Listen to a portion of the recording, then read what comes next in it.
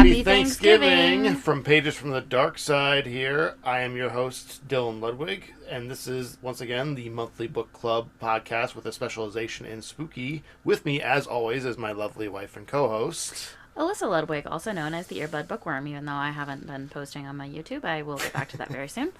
I wanted to go ahead and take a minute, since we are doing a Thanksgiving special episode, to acknowledge the fact that we are living and recording on Miamia and Hopewell land.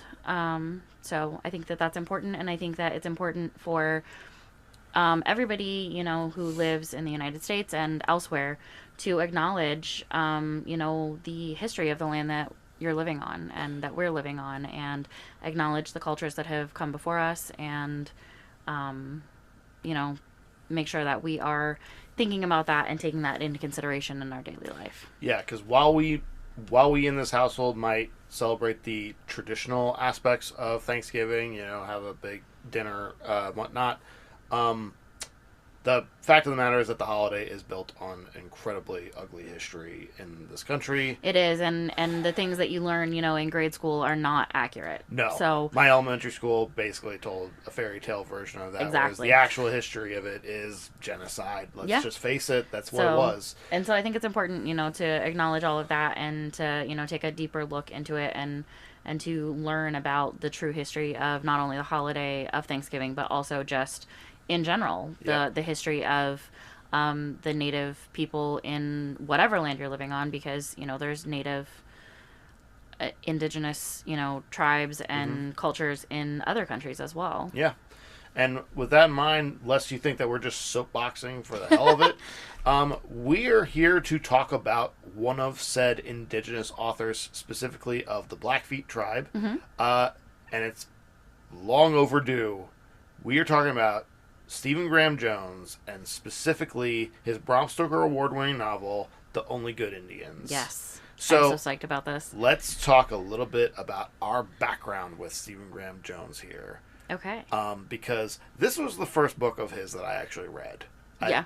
I bought the book on a whim. I had no idea who he was. It was for another project that I was working on creatively, where I was just trying to find other indigenous related sort of media to take influence from. Right. This one caught my eye, especially because there's a quote from Jordan Peele on the insert cover of it, and so I was like, oh well, with that recommendation, it must be good. And yeah, I read it, and then I went down the rabbit hole of looking for a bunch of his other stuff, and had no idea that he would eventually go into where he is now, which is doing a lot of sort of deconstructed slasher fiction. Right.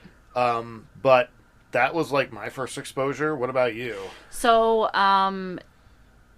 it was actually through you. I had never heard of him before, and I know that you had told me that this was a really good book, and then also you talked about wanting to do a buddy read of My Heart is a Chainsaw, and at the time that we talked about it, that was the only one in the trilogy that had come out. Yeah, I didn't even know it was going to be a trilogy. Right, you just knew it was one book, and so I put it on reserve on Libby, and we kept not having time to do the buddy read of it, so I kept pushing my hold back later and later, and I knew that he was, an important author to you, and I saw that the local library was going to have him as part of their Carnegie Author Series this year. Yeah. I saw that back in December or January, so it's been almost a whole year since then.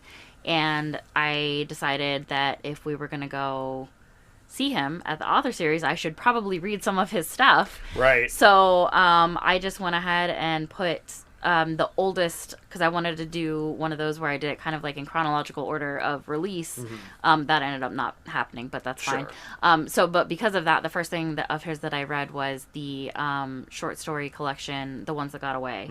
And I think that was probably a pretty good dive into his kind of psyche, because it was very bizarre. A lot of surrealist Very fiction. surreal. Had a lot of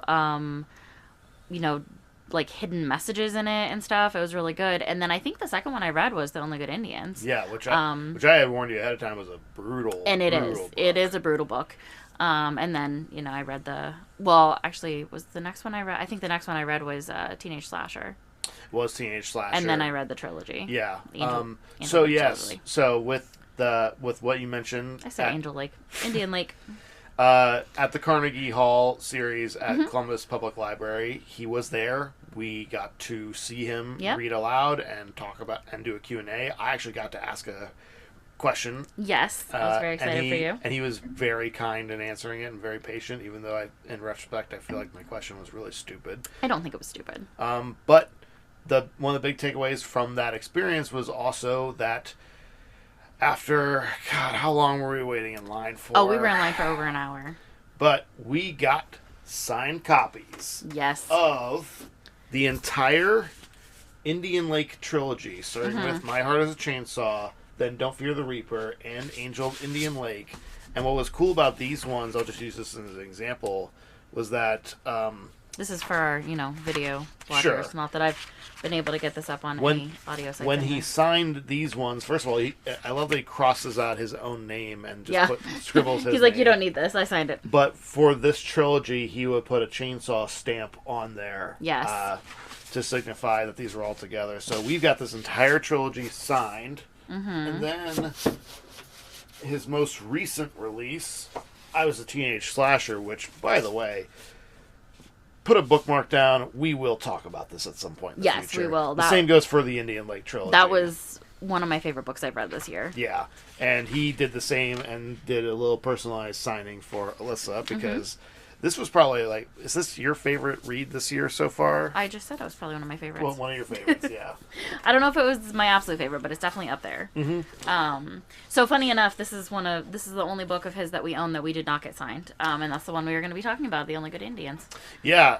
So let's talk a little bit about his career a little bit because it goes in an interesting trajectory because for a long time he was mostly writing a lot of drama fiction. A lot of stuff that he mentions that he's very much influenced by David Foster Wallace. And I know you haven't really read David Foster Wallace. Familiar with David Foster I Wallace. have, and let's just say he's an author I appreciate, but I don't necessarily like his reading. Okay, totally. I totally get that. But because a lot of it is very introspective, and a lot of it's a lot more about messages rather than narrative itself. Yeah. But that was a lot of his early work was a little bit more like that. It's also very stream of consciousness at points. And then his genre fiction started to kind of take hold once he sort of got more. I feel like he got more comfortable with. Taking direct influence from that part of his life and saying, "Oh, I can make a living writing books about vampires and zombies and werewolves and slashers and all that fun stuff." But one thing that kind of remains a constant throughout all of his books is that there is something of himself in it, and specifically something of the Blackfeet heritage. He's paying tribute to that in every book that he does. Yeah. And I feel like there's not a lot of books that really directly interface with it. It's usually on kind of a secondary level. Like in the Indian Lake trilogy, Jay Daniels, which you're rocking your Jay Daniels shirt. Jay Daniels shirt. Shout out to Jay Daniels Forever on Etsy. That's where we got that shirt, and we got these really cool buttons here. Yeah, we got little pins. And same goes for this little I Survived Indian Lake Proof Rock, Idaho postcard. Yes. Love that. It's an actual postcard. You could actually send this if you wanted to. I know, right? Very cool. We're not going to, though. I'm not going to. Right here. So I'm keeping all of this. But Jay Daniels is a Native American character. They talk about it that in that series very much in a this is part of her background. But it's not. It doesn't directly interface with the culture too much. Right. Same goes for Teenage Slasher. Tolly, I think, has a past mention that he's also of that. No, he's not. Oh, is he his not? friend is. Oh, his friend is. Yeah. Okay.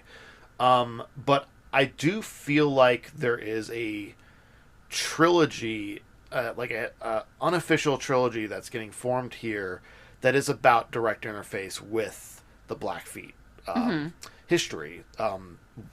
I feel like this would be the second entry in this, and then the first one would actually be this one mapping the interior, which I haven't read yet. I recently read that one. I cried. Yeah. Because that one. Yeah, I'm excited to read that one. It looks like it's a short read. So. It is a short read, and it's very much about, not only is it reconciling with Blackfeet culture, but it's reconciling with the idea of who your father was versus who they actually were. Oh, okay. And so, on a personal level, that really got to me. Right. So, let's actually talk about the Only Good Indians. Yes. And because narrative structure-wise, this book is weird. It is. It is very weird. I don't feel like it's not a 3-act structure. It is, but it doesn't follow one character all the way through. I'll give you that, actually. Yeah. It's almost like it's a different character for each act. Yeah, because...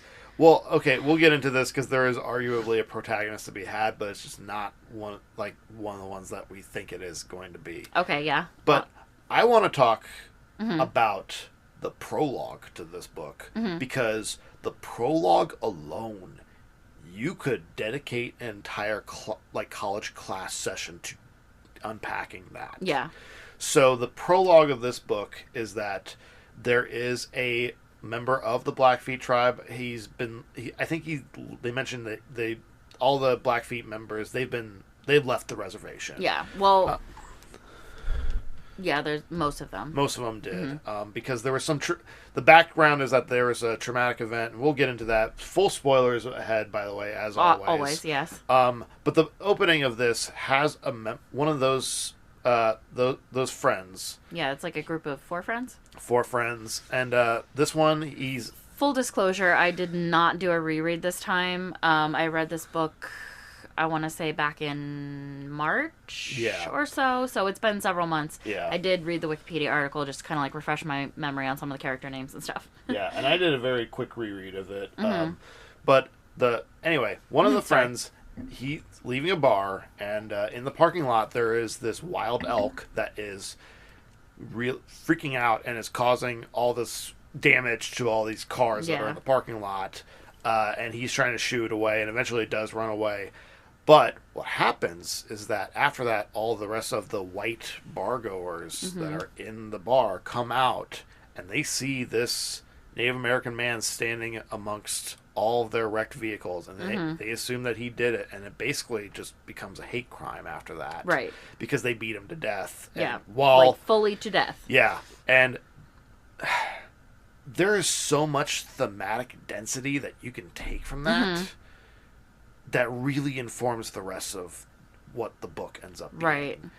Because I find it very interesting that as much as this book is a tribute to Blackfeet heritage and Blackfeet culture, it also goes to great lengths to show that they're not a monolith. Oh, yeah. They fuck up, too. Well, yeah, and also that they're each individual people. Like, it's not...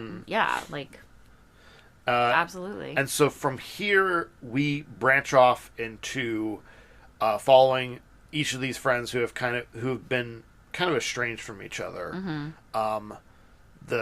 And what's interesting is that we don't follow one specific one for the entire story. Right. They kind of trick you into thinking that it's going to be that way. Right. Because at first we're hanging out with Lewis, who is married to a white woman named Peta, and he has a job at, I believe it's like a factory or something like that. I think it's a or is it like a post office. That's right, it's a post office. Post office. But he also has a coworker who is of a different Native American tribe, Crow tribe specifically, a woman named Shaney. And there starts to become some very weird events happening, and things start playing out very violently in a very Final Destination sort of style. Yeah. Because, like, he almost has a near-death experience, and he starts getting paranoid that there's this elk spirit that is inhabiting the women around him. Initially he thinks that it's inhabiting just his wife, and then he starts getting suspicious of Shaney. And then some weird shit happens with his dog. Yeah. Not that the dog is possessed, but that somebody is attacking his dog. Yeah. Yeah, and like it's the evidence points to that it could have only been like elk hooves that did it. Right. So, and it leads into him telling this backstory that basically sets up the entirety of this book, which is that he and a group of friends, when they were younger, were on a elk hunt, which is a tradition of the tribe, by the way. This is pulled from a real thing that tribe does, maybe still does, probably. Probably. It's an annual hunt. I know that when we did see Stephen Graham Jones do his talk, he talked about having participated. Yeah.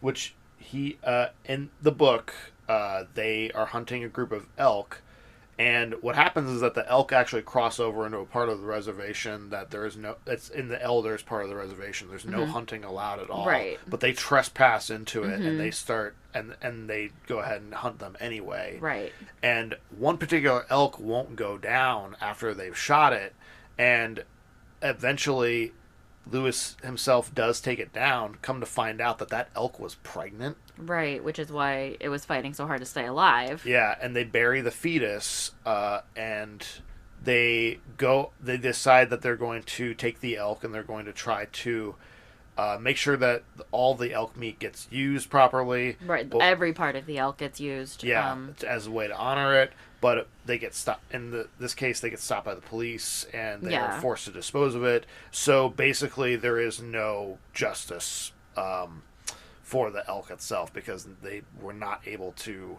utilize all the elk meat the way that they want. And so, well, they did with that specific elk. I think somehow they did get it back. Did they not? I thought it was just because gone. They just had to cut their losses. No, because there was a whole plot point where he's got like part of it still. Oh. Okay. And that he had to before he left town, he had to like try to give meat to different people to make sure that they ate it. Yeah. Which apparently this was based on a real thing that happened with Stephen Graham Jones. He wasn't able to transport a frozen elk, and so he went door to door giving the elk meat away. And he felt extreme guilt for the fact that he kind of broke the promise that he had made to like his wife and other people that were involved with that said elk hunt. Mm-hmm. He also said that the genesis for this story was at one point he was out hunting and he was prepared to shoot a mother bear, and his father stopped him saying, "Hey, don't do that." Right. Which is ironically enough, I'm wearing a bear shirt because that's really all I have for representation. But the bear becomes a major motif in Angel of Indian Lake, actually. Like I say, we'll get to that when we talk about that series. We'll talk about that series, and we'll talk about Teenage Slasher at a different time. But for sure. Basically what this case is that the elk that was killed is become a vengeful spirit. And we see vengeful spirits become a recurring thing in a lot of stuff that he does. Yeah. The Indian Lake series, even Teenage Slasher. And even Mapping the Interior, now I think about it. There's even I won't give away the nature of it, but there is an elk spirit in Don't Fear the Reaper. So that comes back later in a different form. So in his paranoia, Lewis starts to think that the women are specifically Shaney at one point, he thinks that is the elk spirit in a woman disguise. Right. And so he engineers an accident, quote unquote, to kill her to prove his point. And what's interesting is that, like, all of the women in this book die horribly. Oh, absolutely. Compared to the men who get kind of the merciful way out for the most part.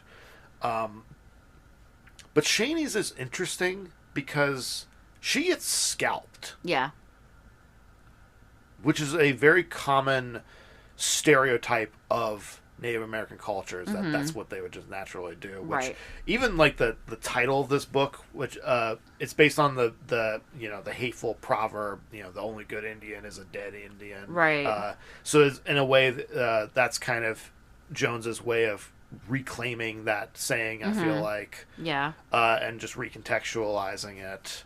But like, he causes that to happen, and then he ends up being responsible for his wife dying accidentally as well. And then he finds out that she was pregnant. She was pregnant, although... But in David Lynch fashion, almost, cuts open her belly and finds... Wasn't a human baby. Not a human baby, but an elk baby. Yeah. And we don't know if that was simply in his delusion or some sort of, like, psychic interference from the elk spirit, or if that actually was the elk spirit. I think we do find that out. Because he runs away with the elk baby. Yeah.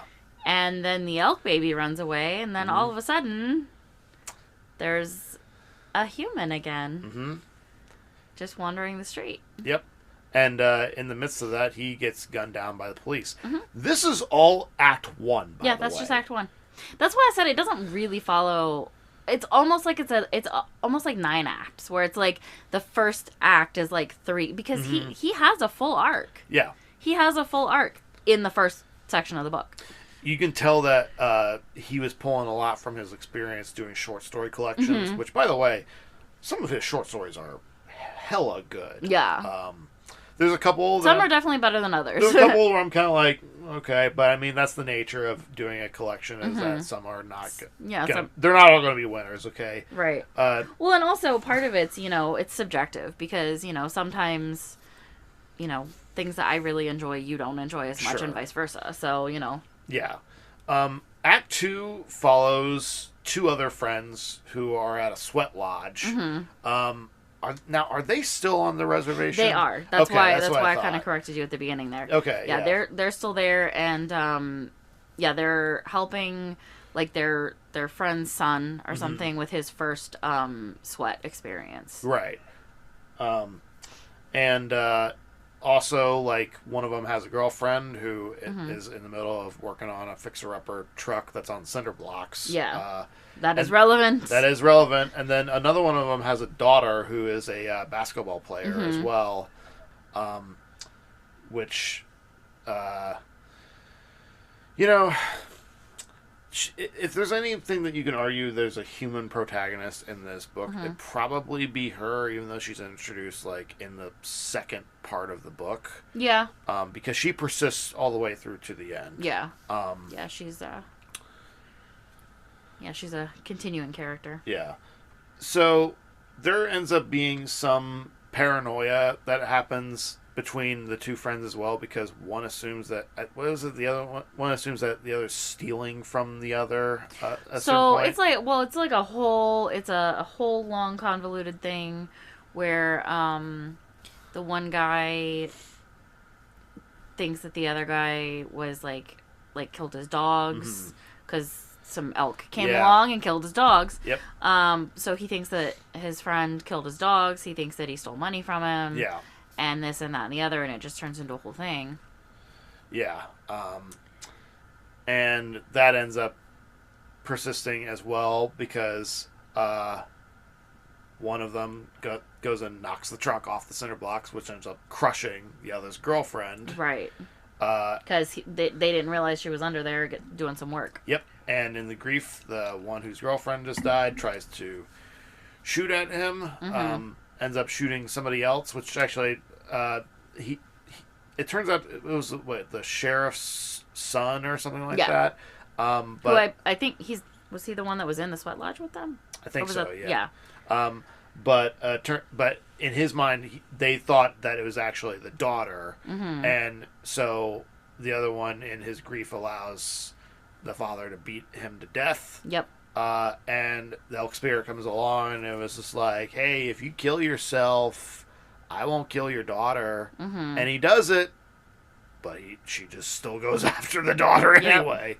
And then that's Act 2, which is probably as brutal as that book gets, because the descriptor of the complete domino effect of events is just so unrelenting. Yeah. And then Act 3 is about Denora, the daughter, who is the one who's most directly interfacing with the elk spirit herself. Right. There's this, long, like, they have they play a game together, but eventually the spirit eventually just reveals herself, and it leads into this long series of events, which ultimately leads to the sheriff comes along, who's actually involved with the original hunt to begin with. Yeah, I think he was the one that he's the one that arrested, or not arrested them, but they like forced them to get rid of the body. The bodies. And he's about to kill the spirit, but the daughter intervenes and says no. And that's the thing that kind of breaks the cycle of violence. Right. Because that's ultimately what the book is about, is how do we directly reconcile with the cycle of violence that might not be inherent in our culture, or their culture in this case, but is something that, is persistent. Yeah. It's a cycle. And like I say, I am very aware that, obviously I'm a white guy. Right. I am very aware of the position that I'm in, that I can't really speak on this culture with authority. I can only kind of try to speculate on my end and do as much research as I can on my end about what that culture is like, and then try to give notice to it. So part of this might be me talking out my ass, but like, I mean, but yeah, I this may how do I put this? That's a good question. Don't know, because I'm not sure what you're trying to say. It's definitely one of his most unrelentingly punishing books. Oh yeah, no, definitely.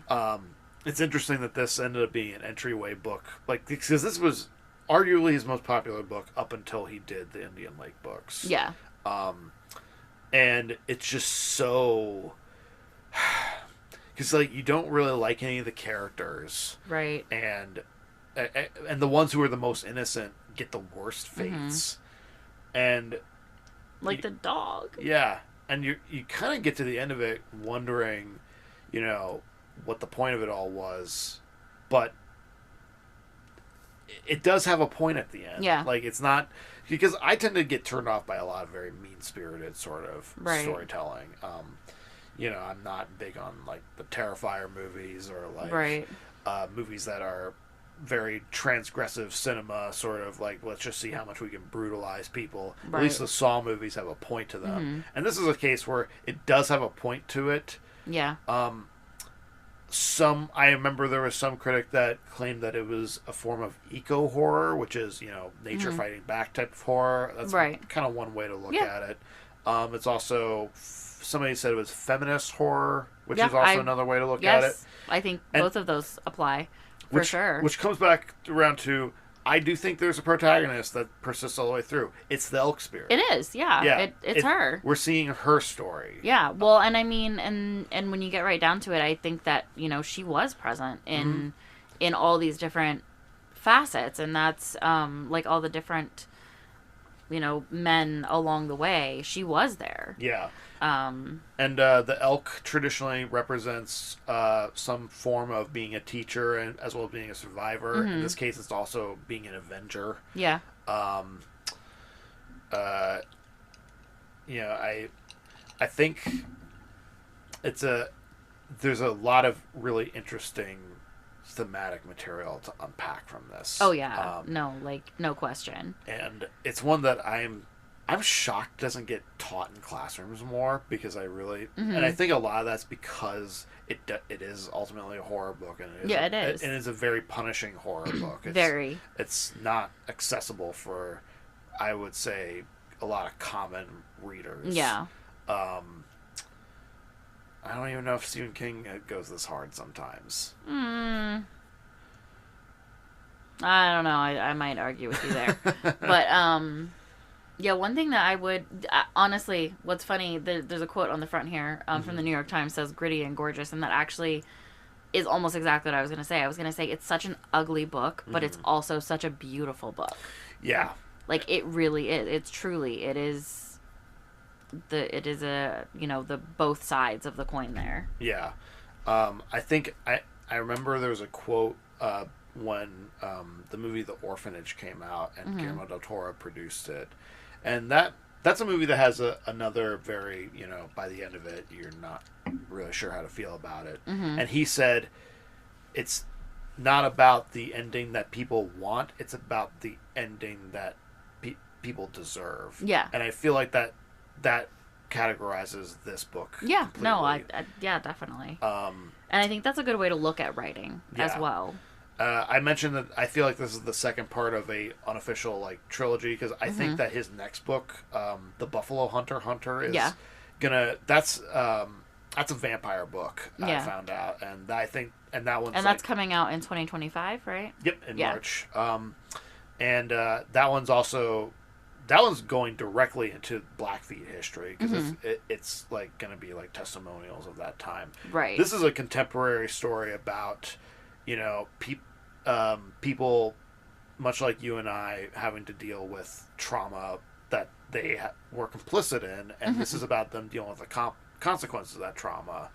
It's a very universal theme, no matter what your background is. Exactly. And I think that's why he wrote this book to be that way, because it's about saying, I'm going to talk about that culture, but also it's not too different from the ugliness that anybody else is capable of. Right.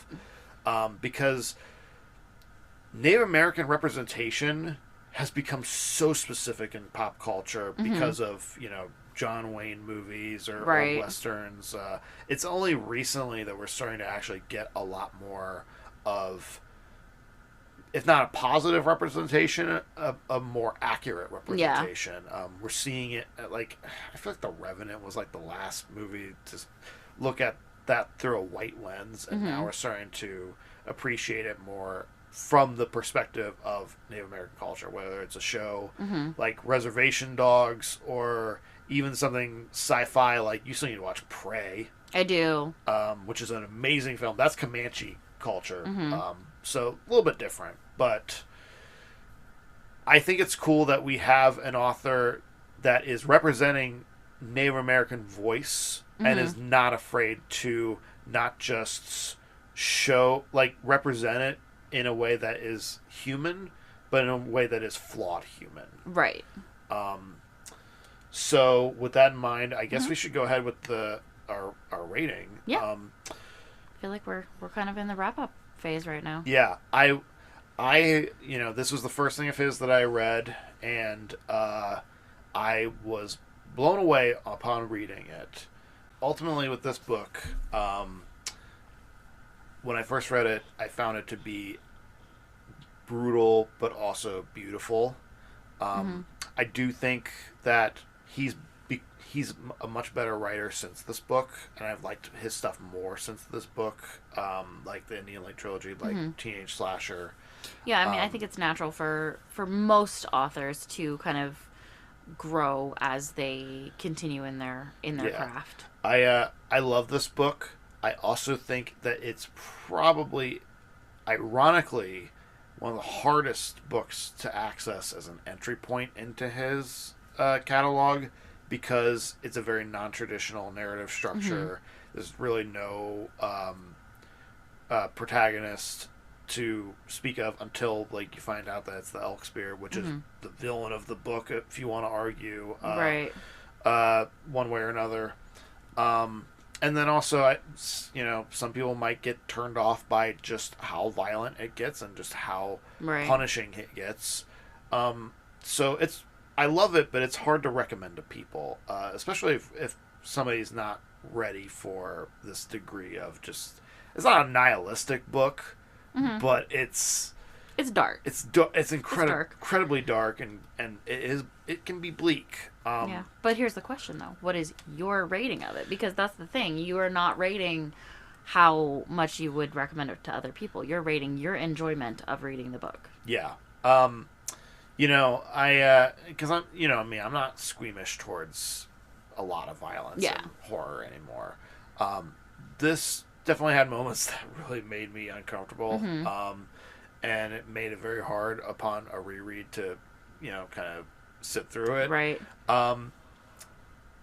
There's a point to it. But, there are moments that did give me a bit of whiplash, especially when we do switch perspectives to it. 4 out of 5 skulls. 4 out of 5 for you? Yep. Okay. So I'm not gonna go and wax poetic like you did. I'm just gonna short and sweet. It was also a 4 for me. It was a really, really good book, and I think we've talked about this before on the podcast, and I've definitely talked about it on my YouTube channel. I am an easy rater. I kind of my default is at least a 3. Pretty much, I have to actively dislike something to give it less than a 3. 3 for me is this was enjoyable, but I didn't love it. Yeah. 4 is oh, I really, really liked this book, and 5 is I'm gonna recommend this to everybody. Right. So you would say this would be a one. Definitely a 4 for me. Yeah, you'd say this is not one of the ones that you would go straight to recommending for people when you want to recommend Stephen Graham Jones as an author. Right. Yeah, I would probably for people who, are fresh to Jones as an author, I would probably recommend the Teenage Slasher book. Yeah, that's a great I feel like that's a good entryway, especially for people that like slasher fiction. Because I feel like the Indian Lake trilogy, that's a little too denser of an access point. I mean, it's a trilogy, so... Yeah, but even the first book is that one's a lot more focused towards seasoned appreciators of the genre, I feel like. Probably. Whereas Teenage Slasher is basically kind of a traditional slasher book until it's not. Well, and we can talk about that more at a different time. Yep. So... I definitely... Oh, sorry. No, go ahead. We're just talking over each other. Go ahead. I definitely would recommend The Only Good Indians specifically to people I recommended it to my sister. Because they are very interested in indigenous culture. They have a degree in anthropology. And so I think they would get a lot out of it. But a lot of people who are not already interested in something specific to the book. So some already interested in indigenous culture, already interested in deep horror, already interested in I feel like if you're already into one of those things, then it's a lot easier to get into the book itself. Yeah.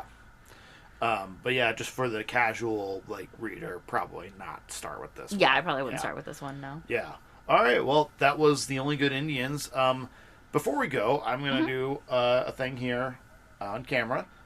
And I know that Christmas is early. It's a little early for Christmas. It's a little early for your birthday. Okay, but this is not... I was not expecting any of this. I don't know what this is. But oh! I got us. Oh. Show the camera. So we got our own copy of Mongrels. And which we both just did the audiobook for recently, right? I still need to finish this. Oh, you haven't finished it? Nope. Oh, I finished it. But so no spoilers on that. And then Zombie Bake Off. Oh my gosh. Yep. And mark your calendar. Yes. Because early December, we will be getting a copy of his reprint of his short story collection, After All the People Lights Have Gone Off. Oh, okay. And in March, we will be getting our own hardcover copy of The Buffalo Hunter Hunter. You didn't. I did. All right. Well, and I was going to save this for Christmas. I was going to save this for either Christmas or your birthday because those are both coming up. But I figure why not just go ahead and show it on camera. I can replace this library copy I have of Mongrels here. Very cool. I would also recommend if you guys like his short or are interested in his short fiction, and if you decide to read Teenage Slasher and you decide to like that, check out this other book that I have over here, but we'll put an image up here. Night of the Mannequins is a really cool little novella that he did as well that you need to still check out. Yeah. But it's very much in the same kind of line as his slasher fiction. But yeah, so we got these. Sweet. We're just going to keep building up the catalog. So that's it for our Stephen Graham Jones episode this month. Tune in in December. I'm gonna stop putting actual dates out because it's hard for us to follow it. We're doing our best. It'll be easier once I graduate. But the next episode that we will be covering is What Moves the Dead and its sequel, What Feasts at Night, both by T. Kingfisher.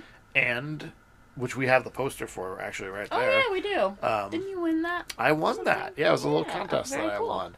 And we will also be having a special Christmas bonus episode that I will not tell you what that title was. You're just going to be surprised.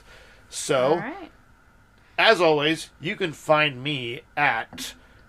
first of all, you can email us at pagesfromthedarkside, all one word, at gmail.com. Yep. If you have any sort of recommendations for us to cover, we can definitely check those out. Or if you just want to chit-chat. Absolutely. You can also find me at mrhyperware.wordpress.com. I have not been updating there regularly. I really need to change that. We've just been so busy. You can also follow me at Mr. Hyperware on Instagram and on Blue Sky. Where can people find you? All right, so you can find me on YouTube as the Earbud Bookworm, and much like Dylan with his blog, I have not been uploading recently, but my plan is to do that, make that a priority during the winter break here, because I'm about to start my last semester in college in January, so try and get some of that off the ground and maybe even pre-record some content so that I can post some throughout the semester. Yep. And then life's hard, you guys. It is, especially when you got kids and you're in school and you're working and all that. Honestly, we're doing when you a have pretty great job. When you have a husband who's also in school. Right. Well, I was talking about both of us. Yeah. But I think that's the only thing that I mention usually, right? Yeah. And I did get a Blue Sky. My handle on there is Alyssa Rd, but I don't ever log in, so. Yeah. Well. That's just who I am as a person. Yeah, we kind of got burned on Twitter. Well, yeah. I was never on Twitter, though, either. Like, I was going to deactivate my account, but I don't even know my password. I deactivated my account once the election happened. Yeah. So. And I did want to just kind of mention, if you didn't notice throughout the episode, this is our most heavily edited episode yet, just because we kept getting interrupted. Yep. So that's a part of life. Yep. So far, though, this is the first I think every other episode we've been able to just record straight through. So you're getting pretty lucky. We'll see how this goes. So anyway. All right. So with that in mind, we will see you in the next chapter of Pages from the Dark Side. This has been a production of Pages from the Dark Side. Sound and video production by Alyssa and Dylan Ludwig. Music and artwork by Aaron Shively.